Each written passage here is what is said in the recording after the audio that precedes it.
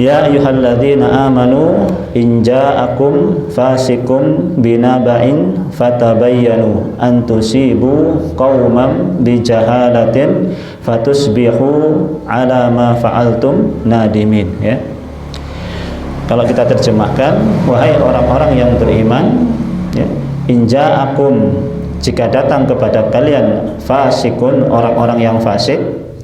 Orang fasik itu orang yang sering melanggar batasan-batasan Allah Subhanahu wa taala, ya. Orang yang sering meremehkan, melakukan dosa-dosa kecil, ya. Itu orang-orang fasik. Maka jika datang orang fasik kepadamu, ya, jika datang kepada orang fasik pada kalian binaba'in, dengan naba, ya. Naba itu maknanya berita besar, ya. Khabarun alladzi fihi sya'nun wa khatarun. Jadi berita yang di dalamnya terdapat sesuatu yang besar dan penting. Beda dengan khobar, ya. Kalau khobar itu berita biasa, tapi kalau naba itu berita yang lebih besar daripada khobar itu sendiri, ya. Makanya kemudian para nabi itu disebut nabi. Kenapa? Karena dia membawa naba, dia membawa berita yang besar. Maka orangnya disebut nabi, ya, dia membawa berita yang besar. Yas'alunaka 'anin naba'il 'adzim. Mereka bertanya kepadamu wahai Muhammad tentang berita yang besar. Nah, begitu ya. Pakai naba. Nahnu naqussu 'alaika naba'ahum bil haqq innahum fityatun amanu bi rabbihim wa zidnahum huda. Pakai naba.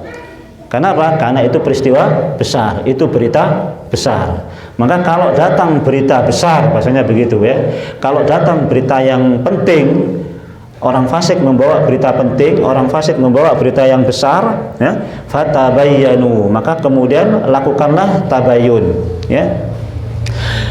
Antusibu qauman, sebab kalau tidak kamu akan menimpakan kepada satu kaum bijahalatin, dengan sebab kebodohan, ya, dengan sebab kebodohanmu, ya, salah dalam tidak melakukan tabayun tadi, tidak melakukan tabayun tersebut, kamu akan menimpakan musibah kepada satu kaum, ya. Fatusbihu, kemudian kalian akan ala ma fa'altum nadimin, kalian akan menyesal terhadap apa yang telah kalian lakukan, ya. Jadi akibat kita tidak mengadakan tabayun itu bisa menimpakan satu musibah kepada satu kaum, ya. Ayat ini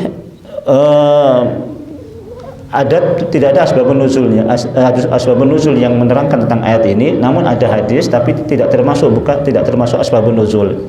Karena kalau asbabun nuzul, kalau sahabat yang datang itu tidak mungkin kemudian sahabat disebut dengan orang fasik, ya kan? Tidak mungkin. Tapi ada kisah yang mirip yang menjadi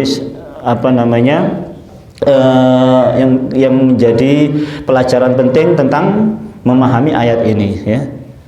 Nanti insya Allah kita akan kaji, ya. Saya bacakan ini beberapa poin penting yang disampaikan oleh Syekh Abu Yahya Al-Libi. Wa qulna, dan kami katakan, ya, karena ini memang beliau lagi taklim, ya. Maka saya sampaikan di sini supaya suasananya juga suasana taklim, ya kan? Suasana taklim yang disampaikan oleh Syekh Abu Yahya Al-Libi, ya. Wa qulna anna fi hadhil ayati irsadan ila khuluqin 'azimin yajibu 'alal muslimi ay yata'addaba bihi. Kami katakan bahwasanya dalam ayat ini terdapat irsyad, terdapat petunjuk, terdapat arahan, ya, ila khuluqin 'azim, terdapat petunjuk arahan terhadap satu akhlak yang azim, akhlak yang besar, akhlak yang agung. Yajibu 'alal muslimi ay yata'addaba bihi, yang wajib bagi seorang muslim untuk beradab dengan akhlak ini, ya. Apa itu? Beliau sebutkan akhlaknya adalah wa huwa at-tasabbutu fi sima'il akhbari wa naqliha, yaitu at-tasabbutu fi sima'il akhbar, kehati-hatian dalam menerima atau mendengarkan berita, wa naqliha, dan kehati-hatian dalam menyampaikan berita tersebut, ya.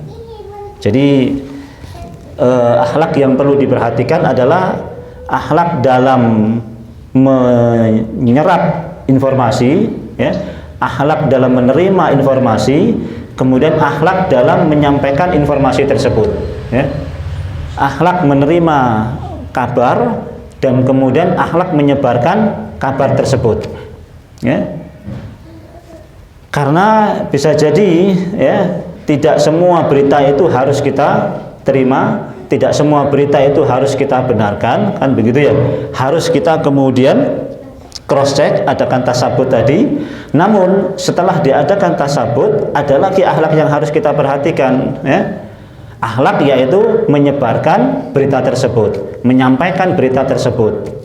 Kapan kita sampaikan berita tersebut? Kepada siapa berita tersebut kita sampaikan? Kan begitu ya. Kondisi seperti apa berita tersebut kita sampaikan? Ini akhlak yang mesti dijaga, kata beliau.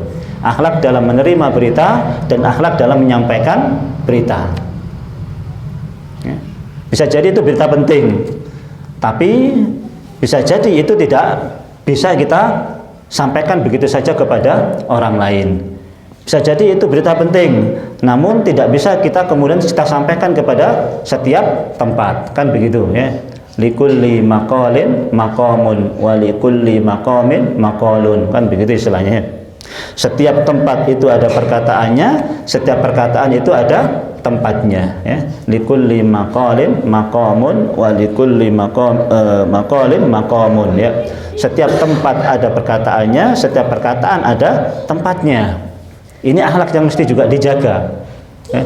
Kapan perkataan itu di sini, kapan perkataan itu di sana, kan begitu ya. Kira-kira hal apa yang mesti kita sampaikan dalam suasana seperti itu, hal apa yang mesti kita sampaikan dalam hal suasana seperti itu juga harus diperhatikan, ya. Kenapa kadang-kadang ya gitu tadi, ya, bisa jadi salah, ya. Salah tempat, ya, yang tempatnya mestinya tidak di situ kita sampaikan di situ, yang mestinya tempatnya di situ kita tidak sampaikan di situ, ya. Terkadang demikian, ya. Dalam hadis pun bisa jadi demikian, ya. Dalam hadis pun demikian, ya. Sebagaimana hadis Mu'ad bin Jabal, ya. Ya Rasulullah, wahai Mu'ad, atadri ma haqqullahi 'alal ibad wa ma haqqul ibadi 'ala Allah. Wahai Mu'ad, tahukah kamu apa hak Allah atas hamba dan apa hak hamba atas Allah? Kemudian Allah wa rasuluhu a'lam. Maka Nabi sallallahu mengatakan apa? Haqqullahi 'alal ibad ayya'buduhu wa la yusyriku bihi syai'a. Hak seorang hamba kepada Allah Subhanahu wa taala adalah dia menyembah Allah Subhanahu wa taala dan tidak mensekutukannya.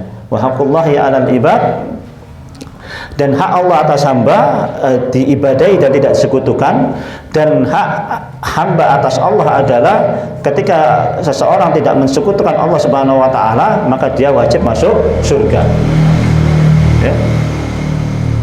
Maka Nabi Mu'ad bin Jabal kemudian mengatakan, afala ubashirun nas ya Rasulullah, apakah kemudian perlu saya sampaikan berita ini kepada manusia?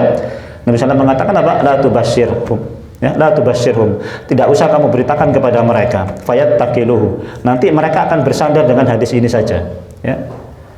Pokoknya siapa yang tidak mensyukurkan Allah Subhanahu wa taala, maka Allah wajib baginya kemudian untuk masuk surga. Allah Subhanahu wa taala tidak akan mengadab dia. Pokoknya tidak mensekutukan Allah Subhanahu wa taala, ya. Wa in saraqa wa in zana, meskipun dia mencuri, meskipun dia berzina. Nah, maka kemudian hadis ini pun tidak berani disampaikan kepada para sahabat yang lain.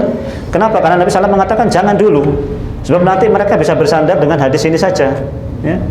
Sudah, yang penting kita tauhid, enggak mensekutukan Allah Subhanahu wa taala, insya Allah masuk surga semua, ya kan? Baik kita berzina maupun kita mencuri dan lain sebagainya, sudah, tidak apa-apa, ya. Toh kita tidak syirik, toh kita tidak mensekutukan Allah, baik zina maupun mencuri tidak ada masalah. Khawatir kemudian hanya bersandar dengan hadis itu saja. Ini pun sama Nabi ditunda, bahasanya jangan sampaikan dulu. Padahal ini hadis, kalau kita bicara hadis, kan begitu ya. Kita tentu tidak boleh menyembunyikan hadis. Namun terkadang kemudian kapan kemudian disampaikan dan kapan itu tidak disampaikan. Itu pun akhirnya beliau pun menyampaikan hadis tersebut, ya, karena khawatir menyembunyikan hadis Nabi SAW.